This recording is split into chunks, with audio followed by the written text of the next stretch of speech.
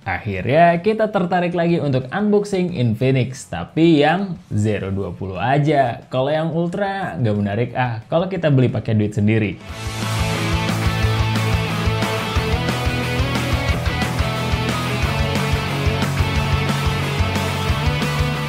Hai Smart Buyer, gue Rizky. Kali ini kita akan unboxing dan gaming test untuk Infinix Zero 20. Kira-kira gimana dengan performanya? Let's check this out!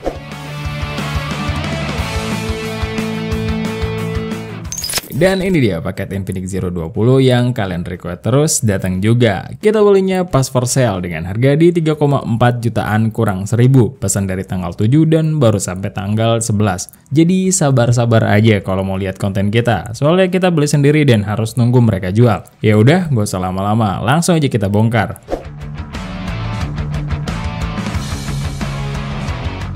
Dan ini dia box dari Infinix Zero 20. Warna dasarnya putih dan kualitasnya masih sama-sama aja kayak Infinix yang lainnya. Dimana kualitas kardusnya ya gitulah. Di pojok kiri atas ada tulisan Infinix dan ada tulisan Zero 20 dengan alignment vertikal. Di pojok kiri bawah ada nilai jual HP ini yaitu kamera depannya yang menggunakan OIS. Di kiri dan kanan ada tulisan Zero 20, di atas ada tulisan Infinix, terus di bawahnya ada kode-kode produksi. Dan di belakangnya ada spek dari handphone ini kayak yang sebelum-sebelumnya. Ya udah, gitu aja. Abis ini kita cek di dalam paket penjualannya.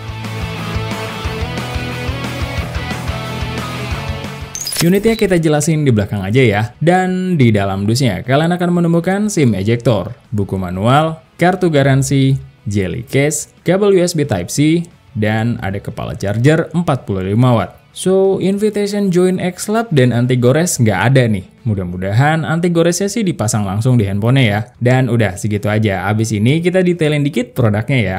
Ini adalah unit Infinix Zero 20. Seperti yang kalian bisa lihat, garis desainnya simple dan elegan. Material bodinya sendiri dari plastik dengan finishing doff yang resisten terhadap bekas sidik jari. Di pojok kiri bawah ada tulisan Zero. Untuk frame kameranya sendiri platformnya tebal banget dengan bentuk persegi panjang dan ada dua lensa besar di kiri dan di sebelah kanannya ada lensa kecil dan flash yang diletakkan secara sejajar. Oh iya, HP ini desain pinggirnya juga sudah mengotak ya, kayak tren zaman sekarang. Kemudian di sisi kanan ada tombol volume dan tombol power yang menyatu dengan fingerprint sensor. Di sisi kiri ada slot SIM tray yang bertipe dedicated. Di sisi atas ada grill speaker dedicated dan ada lubang secondary microphone. Di sisi bawah ada audio jack 3,5 mm, mikrofon utama, port USB Type-C, dan grill speaker. Di sisi depan luas layarnya di 6,7 inch yang sayangnya masih bertipe water drop. Excuse-nya sih ini untuk mengakomodir OIS di kamera depannya. Untuk bezel sendiri cukup tipis ya, dengan bagian dagu yang agak lebih menonjol. Dan bener aja, sekarang anti goresnya sudah terpasang. Udah segitu aja, abis ini kita langsung ke gaming test. Sebagai pengingat, HP ini menggunakan chipset MediaTek Helio G99 dengan fabrikasi 6 nanometer dengan GPU Mali G57 MC2, RAM-nya 8GB dan storage-nya di 256GB. Sedangkan untuk software dan hardware pendukungnya menggunakan XOS 12 yang berbasis Android 12. Layarnya berpanel AMOLED beresolusi Full HD Plus dengan refresh rate di 90Hz. Baterainya di 4500 mAh serta speakernya sudah stereo. Dan seperti biasa kita make sure dulu baterainya udah 100%. Speakernya udah full, semua sistem sudah diupdate. Kecerahan layar di 80%, dan untuk case ini layarnya kita jadikan di 90Hz. Terus untuk koneksi kita menggunakan WiFi. Kemudian kita cek dulu skor Antutunya dan kita mendapatkan skor di 370 ribuan.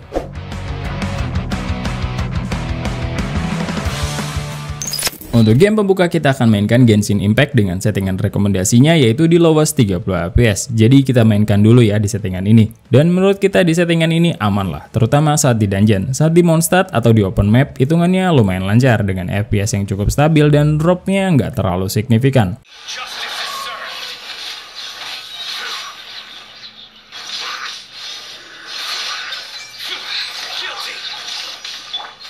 Lanjut lagi, kita coba naikkan lagi ke medium 60 fps. Hasilnya keteteran lah di sini. Kalau cuma di dungeon sih cukup aman. Cuma begitu di open map atau di Mondstadt berasa banget kalau HP ini belum sanggup di settingan ini. So mending kalian ikutin settingan rekomendasinya aja.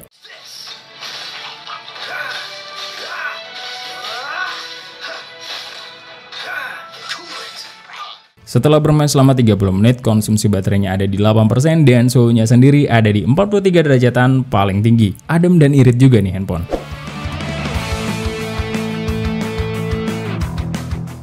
Untuk game berikutnya kita akan mainkan Free Fire Max. Untuk game ini kita sudah bisa set semuanya di rata kanan. Pengalaman kita di game ini cukup aman, semua tekstur di dalam game berjalan lancar tanpa hambatan. Layarnya cukup responsif dan pergerakan karakter kita yang kita mainkan juga cukup luas dan smooth. Terus FPS-nya juga cukup aman dari awal sampai akhir. Cuman ya, Wi-Fi-nya bapuk banget. Sering banget kita lost connection karena tiba-tiba switch ke SSID yang lebih kenceng sinyalnya.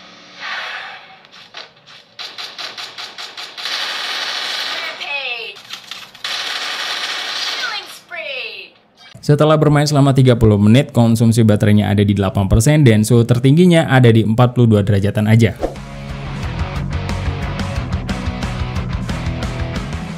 Untuk game ketiga kita akan mainkan eFootball Mobile dan langsung aja kita naikkan settingannya di high 60 fps. Hasilnya di sini pun masih aman.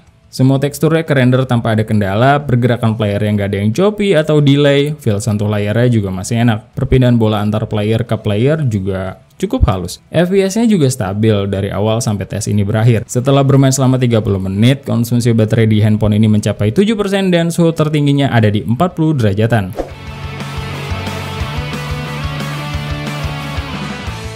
Game selanjutnya yang akan kita coba yaitu Apex Legends. Rekomendasi settingan grafiknya ada di normal dan FPS-nya juga di normal. Karena handphone ini secara power B aja, jadi kita settingnya di normal high aja dulu ya. Untuk feel di dalam gamenya, ya biasa aja sih. Tekstur di dalam gamenya sih bisa diproses, tapi nggak terlalu smooth. Saat tembak-tembakan dengan banyak squad, lumayan terasa sih dropnya, cuman nggak terlalu sampai ganggu banget. Terus lagi-lagi, kita berasa banget dengan wifi-nya yang bapuk banget. Kalian harus bener-bener dekat sama modem baru terasa lancar.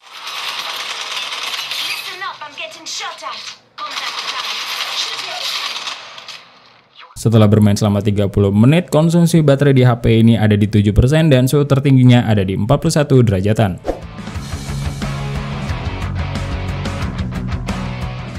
Game selanjutnya yang akan kita mainkan yaitu Mobile Legends. Sayangnya settingan grafik tertingginya cuma di high dan settingan FPS-nya juga cuma di high. Dan waktu pas kita coba untuk game ini sendiri ya aman-aman aja lah. Semua efek grafisnya keluar dengan sempurna dan gak ada tekstur yang hilang gara-gara gagal ke render walau intensitasnya lagi rame kayak lagi war di tengah. Feel sentuhnya masih dalam tahap aman. Ya menurut kita sih ini wajar lah ya karena ini settingannya agak lebih rendah daripada biasanya.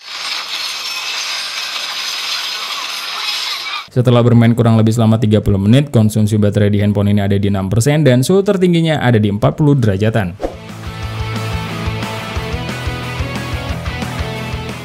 Untuk game selanjutnya kita akan mainkan Call of Duty Mobile dan settingan tertingginya kita cuma bisa maksimal di medium high. Untuk itu kita coba dulu di multiplayer dan menurut kita sih di sini cukup aman. Ya sesekali drop tapi cuma sekejap aja. Sisanya lancar-lancar aja dan ini bisa dijaga dari awal sampai akhir. Dan untuk pergerakan karakter kita juga cukup smooth, feel sentuh layarnya juga ya oke-oke aja lah. Dan kita lanjutin lagi main di Battle Royale, hasilnya di dalam game sih masih terasa lancar. Tapi beberapa kesempatan ada juga dropnya. Cuma ya gitu sekilas-sekilas aja. Dan lagi-lagi kita mengalami gangguan koneksi wifi, di mana HP ini benar-benar lemah untuk nangkap sinyal wifi-nya.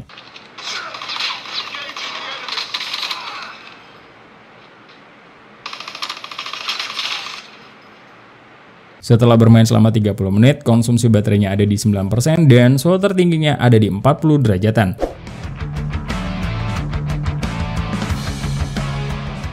Game terakhir yang akan kita coba yaitu PUBG Mobile. Untuk game ini pas kita cek di settingan grafiknya mentoknya cuma di balance ultra. Terus kita coba lagi main di TDM. Oh iya, HP ini gyronya aman ya karena sudah menggunakan gyro hardware dan responnya cukup baik. Dan untuk pengalaman di TDM menurut kita sih cukup aman lah. Feel-nya sih sama aja kayak pakai handphone yang menggunakan chipset G96 dan gak ada perbedaan yang signifikan. Lumayan stabil dan jarang drop. Karena masih enak kita tetap pakai balance ultra di Battle Royale dan hasilnya mirip-mirip dengan pas kita main di TDM. Semua tekstur di dalam gamenya bisa dirender dengan baik dan gak ada yang sampai tersendat karena FPS yang jatuh banget. Paling gangguannya dari sinyal wifi-nya aja yang tiba-tiba suka searching sendiri SSID yang lebih kencang sinyalnya. Karena wifi yang kita konekin sebelumnya suka hilang-hilang dan ini bener-bener ganggu banget.